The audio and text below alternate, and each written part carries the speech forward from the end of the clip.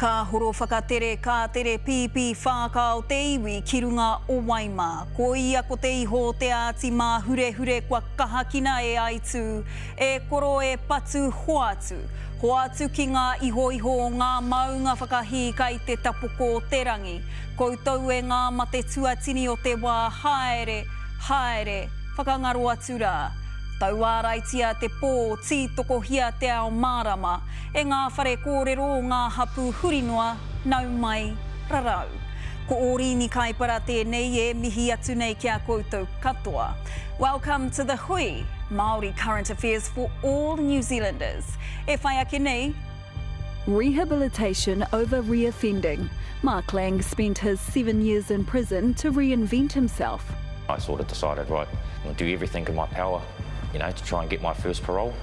So yeah, I got that mindset on that first night and started working towards those goals. He's now a changed man with a new future. Plus, we meet the young Tūhoi artist who has been mentored by some of New Zealand's very best. It's heaps of fun. It makes me think I have the best job. They've all been very welcoming.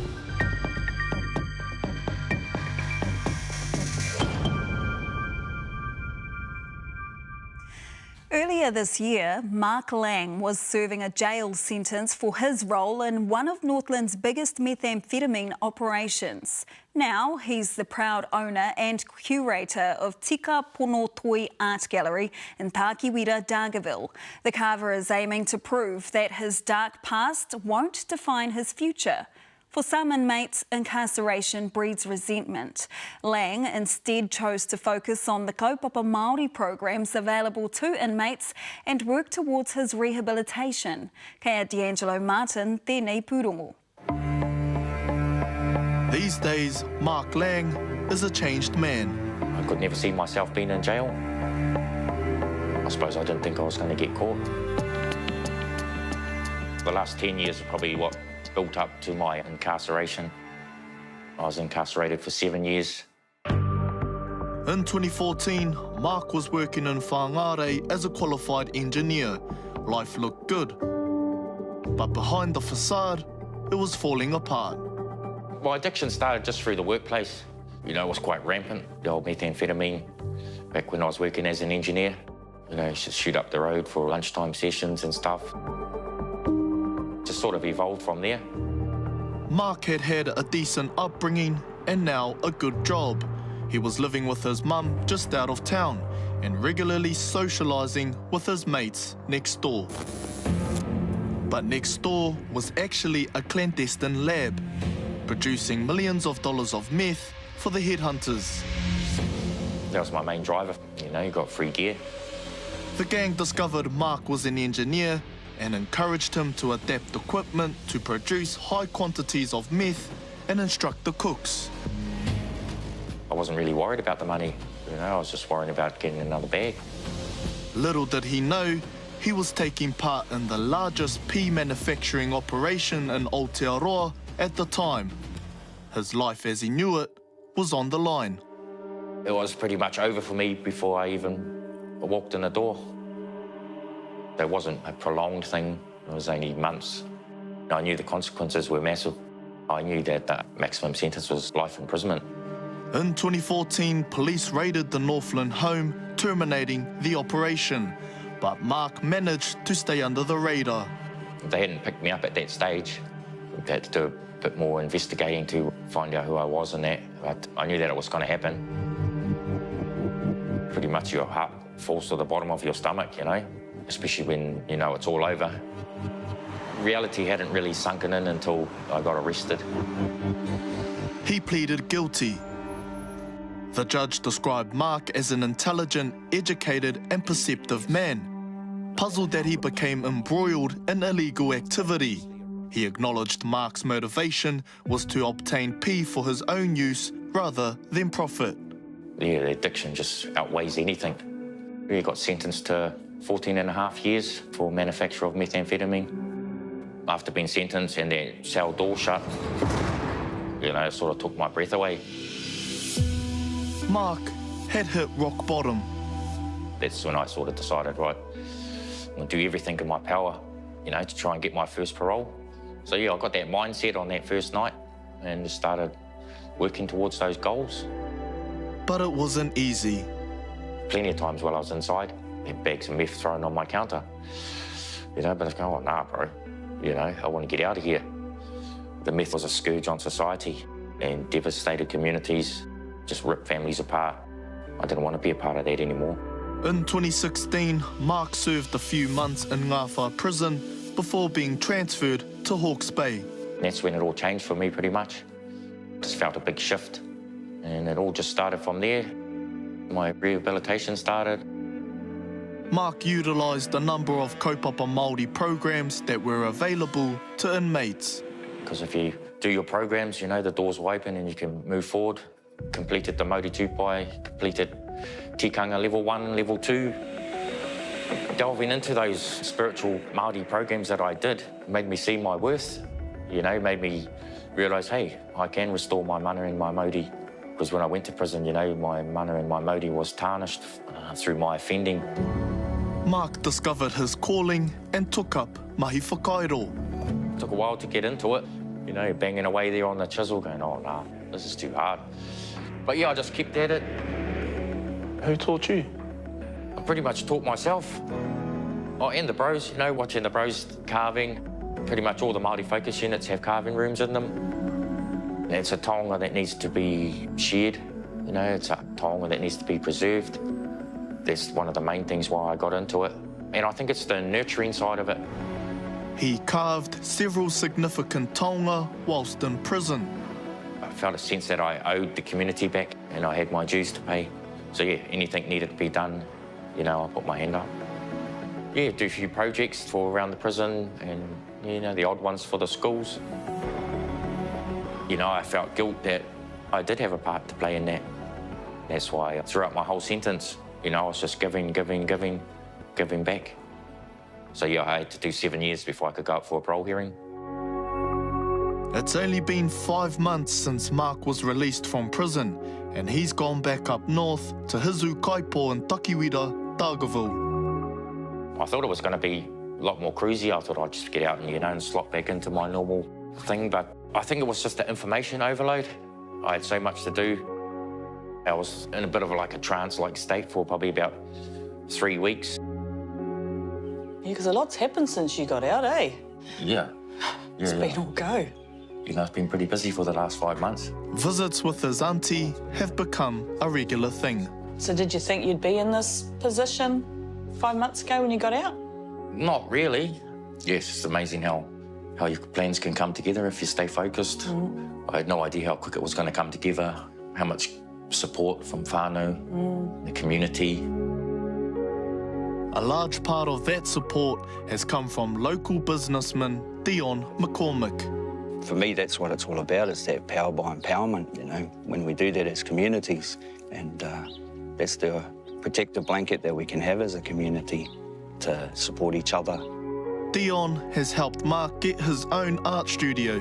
So over here on this wall, when you're walking on your right-hand side, it's going to be all my mahi displayed, taiaha, tiwhitiwha, hoi, patu.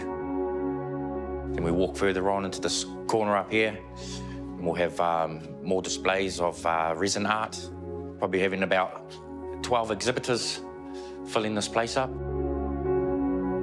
I'd never would have dreamed of what it's developed into now.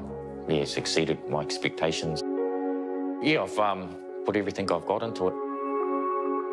I concentrated on and I laser focused on my mission. Yeah, no distractions. With nothing to tempt him back to his old life. How long have you been sober for, bro? I haven't touched anything since I was incarcerated. Mark is carving his way to a second chance. And I'm quite happy to keep on this journey. Kia mau tonu mai, stay with us. Ngā Manu Kōrero. It's the most prestigious speech contest for rangatahi. Find out what it takes to succeed. We have a winner and a judge live after the break.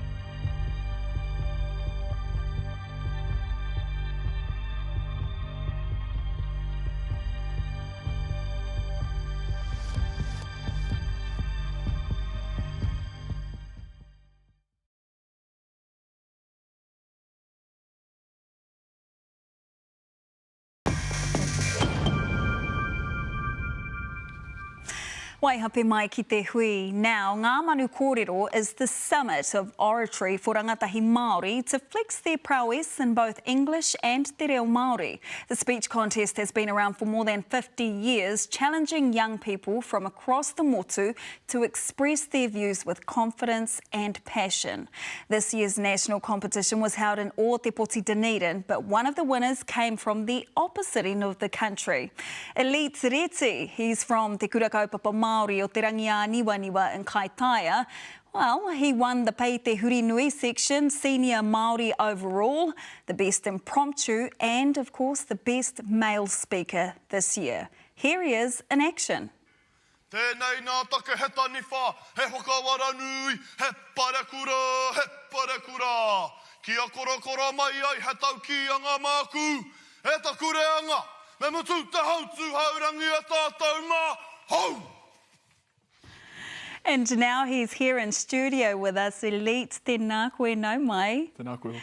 We also have one of the judges from the competition joining us all the way from Te Whanganuiatara, Wellington. E taku hoa, e taku tita, Ruth Smith. Tēnā koe, mihi ana kia koe nau mai. Tēnā koe, tēnā kōrua. Tēnā koe. Ahua rereke te kōre te uiui roto i te reo Pākehā. Hoi anō, we're going to have to conduct this interview in te reo Pākehā for all our viewers. But let's talk about how you're feeling. And it's been a while, well, a couple of weeks since the competition. Kei te pēhea ngā piropiro, how are you feeling? I'm feeling really still humbled and just taking the time to really soak in what it means to have these accomplishments and the effect that it has on me and my whānau. Was it your intention to take it out, to win Pei Te Huri Nui? Did you expect to come away with three awards? It's always been a dream of mine to go to Ngā Manu Kōrero. I've always seen it as the pinnacle of the competitive side of whai kōrero, but we went in with really the idea of sharing my whakaaro with te ao Māori and, like my kaupapa said, to share my thoughts on these big take that affect my generation, and that was the main goal, but winning has certainly been the cherry on top. Yeah, I just want to bring Ruth into the conversation before we ruku into your kaupapa kōrero. Ruth, what was it about Elite that stood out for you as a judge this year? Look, I mean, the competition was so amazing this year. We've got a lot of really stunning kids who are getting up and saying their piece, but I think that one of the things that really hit home for me when judging Elite this year was just the relatability. His kaupapa, his topic was one that affects many whānau, Māori and non-Māori alike, but he was able to sort of get at the heartstrings this year. I mean, I was sitting next to my companions, my judging companions, and I was really moved. In fact, I'm pretty sure that one of them went to go and give me a tissue because I didn't actually really see the end of Elite's speech turning out to be the way that it was the way that it was. So it was a really heartfelt, really genuine display of feelings first and foremost, but also of foresight, to be really honest, encouraging his generation to take these take, these topics really, really seriously. Drink driving is not funny. It's something that affects many of us, and he just did it in such a beautiful way that made everyone feel like they were really connected to his kaupapa. I watched that, your prepared speech as well, Elite, and what caught me, hina wana te kiri, I think you made my skin crawl, really, and in a good way, in the most positive way. When we talk about ihi wihi wana, you had everything. I wasn't a judge, so I'm not judging you based on what I saw. And Ruth, you might agree with me here, is the ability, your creativity from a Māori worldview and setting the scene in a courtroom, but using pūrākau atua, Aitu, as the key judge. Aitu, of course, is the god of mate. Can you talk us through, why does you pick that topic, which was, of course, young people must stop drinking and driving?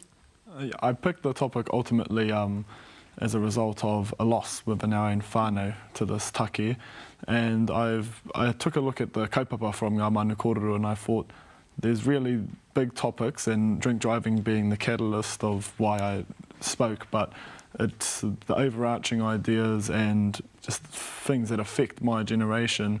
And so the idea of structuring it like that and using those sort of take was a collation of ideas from me and my kaiako, but really it was a summary of all the kōrero and all of the things that came out of the tangihanga of my cousin, and that's why I was taking to the stage. Real life experience, beautiful. Ruth, the quality of te reo and tikanga being heard within the speeches this year, how would you rate that? You know, it's been, this competition hasn't just happened in the last few years, it's been around for 5 decades plus. How would you comment on the quality of te reo Māori amongst today's generation of rangatahi? Yeah, look, it's actually unreal, and I've got to say that these kids are so much cooler than I was when I was at school. They're so much more knowledgeable.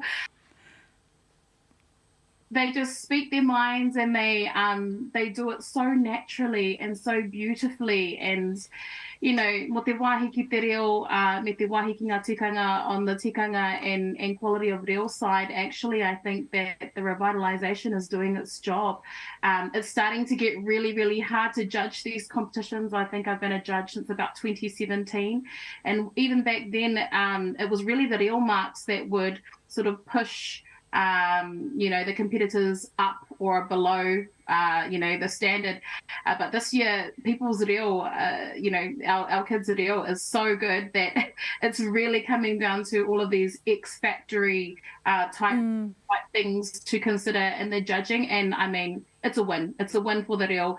Our kids are making us so, so proud.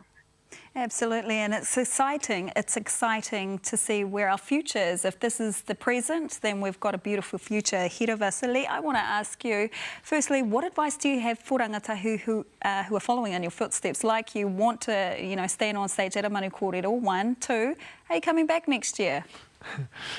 I'll use the whakatauki of our kura, whaia te tino rangatiratanga, and it's just the encouragement to my generation to do things like Manu Kōrero. It's pushing yourself out of your comfort zone that improves who you are as a person, and practising these arts of our tupuna and these taonga tuku iho. As for doing it next year, I've tried to get out of it, but my kaiako have insisted that I need to do it. So, that's right. We'll no way, Jose. Don't get out of it. You're too amazing to stop right now. I look forward to seeing you next year. Tēnā koe I tō haere mai, tō whakai ki te noho tahi ki a tātou I tēnei rā. Kōrua tahi ko Ruth, e te tuakana e taku hoa, tēnā koe I hono mai ki te kōrero mo te kaupapa hira nei. Tēnā kōrua. Āmei. Stay with us, everyone. E haere ake nei, a young artist based in Ngā Manu Kōrero who's already headlining an exhibition with some of the finest Māori artists across Aotearoa.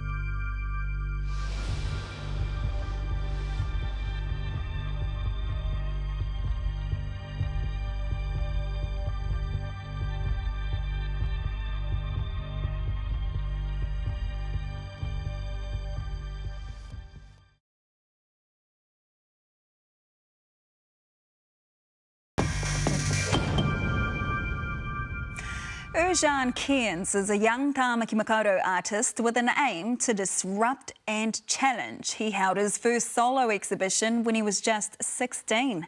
His works go for up to $6,000 and he already has 7 sold-out solo shows to his credit. His latest exhibition, Friends and Family, showcases his work alongside those of established Māori and Pacifica artists who've been his supporters and mentors. Julian Wilcox caught up with him just a day before it opened. Family and friends. What's this exhibition all about? Just coming together with mentors to learn and grow as a creative. Ercan Cairns is only in his early 20s, but already his mentors and exhibition collaborators include renowned Tāmaki expressionist painter Emily Karaka and Tūhoe sculptor and painter Don Rātana. What's it like being young and working with nationally, internationally recognised Māori and Pacifica artists? It's heaps of fun. It makes me think I have the best job. They've all been very welcoming. And it's not working. You know, we're just hanging out and making art. And they just, they've given me a space to be myself in. Is there any pressure in leading an exhibition like this, given the likes of Whai Emily and Matua Don? No, because they're standing next to me. Ercan has Tūhoe, Tongan and German whakapapa. His mentors are principally Māori and Pacifica, but his art is distinctly his own. It's often described as free and expressive. Well, this area of the world, our approach on art isn't necessarily encouraging to making work that looks like this. Ercan is self-taught, having resisted early attempts by adults to restrict his practice. You know, in school they don't allow you to work on a canvas this size.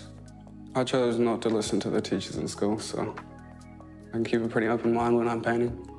How do teachers respond to that?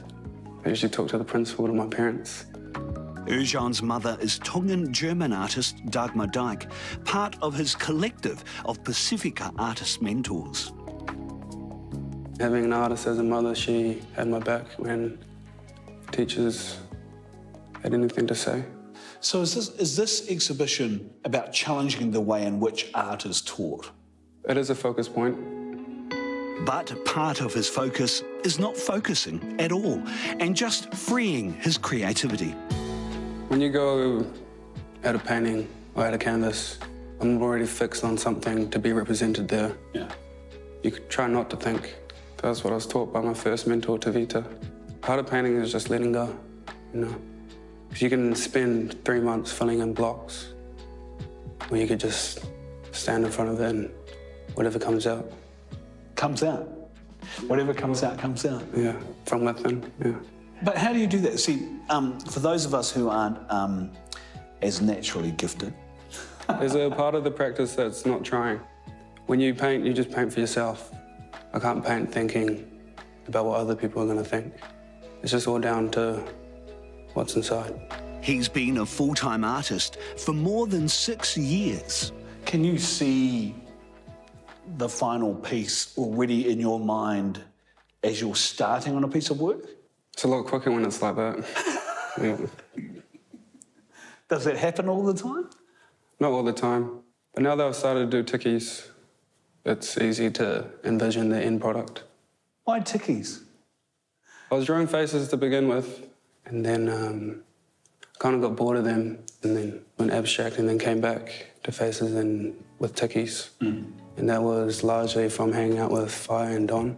One day out from his exhibition, the paint is still drying on some works and others still need to be completed.